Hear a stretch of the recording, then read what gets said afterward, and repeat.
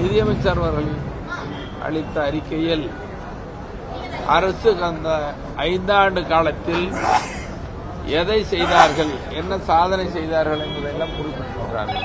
குறிப்பாக காலை உணவு திட்டம், மகளிர் உரிமை தொகை, இப்படி 5 ஆண்டு காலத்தில் அரசு என்ன செய்தது என்பதை சொல்லியிருக்கிறார். அதே மாதிரி வேளாண் நிதிநிலை அறிக்கையில் பாட்டாளி மக்கள் கட்சி நாட்டில் எந்த அரசியல் கட்சியும் செய்யாத ஒரு சாதனையாக வேளாண்மைக்கு 18 ஆண்டுகளாக தனி நிழல் நிதிநிலை அறிக்கையை தாக்கல் செஞ்சிருக்கிறோம். அதனுடைய தொடர்ச்சியா, அதனுடைய வழிகாட்டுதலாக தான் அரசு வேளாண்மைக்கு நிதிநிலை அறிக்கை தனியாக போட்டிருக்கு நாங்கள் பார்க்குறோம். அதே மாதிரி ஒரு அரசியல் கட்சி, அந்த பாட்டாளி மக்கள் கட்சி, எங்கள் மருத்துவர் ஐயா அவர்களின் வழிகாட்டுதலோடு 23 ஆண்டுகளாக ஒரு பொது நிழல் நிதி அறிக்கையை நாங்கள் தாக்கல் பண்ணிட்டு வரோம். அதில் நிறைய செய்திகளை சொல்லியிருக்கிறோம்.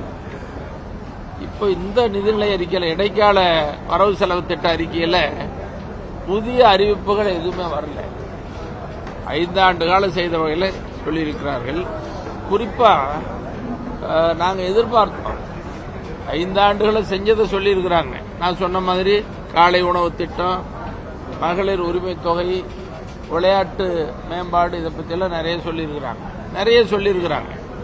அதை நான் மறுக்கலை. வேளாண்மையிலே அதே மாதிரி சொல்லியிருக்கிறாங்க.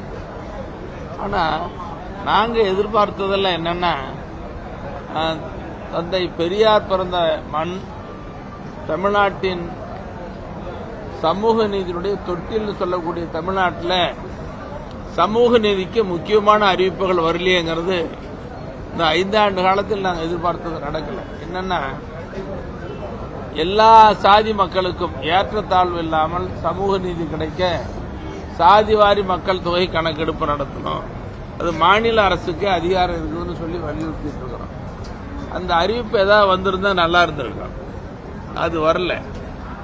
அப்படி சாதிவாரி மக்கள் தொகை கணக்கெடுப்பு வந்திருந்தா எல்லா சாதியிலும் இருக்கிற தமிழ்நாட்டில் 436 சாதிகள், அது பிற்படுத்தப்பட்டவர்கள், மிக பிற்படுத்தப்பட்டவர்கள், பட்டியல் இனத்தவர்கள், பழங்குடியினவர்கள், சிறுபான்மையினர் எல்லாருமே இருக்கிறாங்க. எல்லாம் சேர்ந்து 436 வருது. இப்போ 436 சாதிகளிலேயும் இருக்கிற இடஒதுக்கீடு சரியாக கிடைச்சிருக்கு. இப்போ கேரளாவெல்லாம் தனியாக இடஒதுக்கீடு இருக்குது. அது கூட நாங்கள் என்ன சொல்றோம்னா, தமிழ்நாட்டில் தொகுப்பு இடஒதுக்கீட்டு முறை, கம்பார்ட்மெண்ட் ரிசர்வேஷன் கேட்கணும். அது ரொம்ப முக்கியம். எல்லா சமுதாயத்துக்கும் உரிய பங்கு வேணும். தமிழ்நாட்டில் பெரும்பான்மை மக்களாக வாழக்கூடிய, குடிசையில் வாழக்கூடிய, இன்னைக்கு கல்வியில் பார்த்தீங்கன்னா 10-12 ஒவ்வொரு வருஷம் பின்தங்கிய மாவட்டம், அந்த மாவட்டங்களில் வாழக்கூடிய வன்னிய பெருமக்களுக்கு 10.5 சட்டமாகி நிலுவையில் இருக்கு. அதை நிறைவேற்றணும். அதே மாதிரி எல்லா சாதி மக்களுக்கும் உரிய இடஒதுக்கீடு வழங்கணும். அந்த அறிவிப்பை எதிர்பார்த்து எங்களுக்கு நடக்கலைங்கிறது தான். அதோட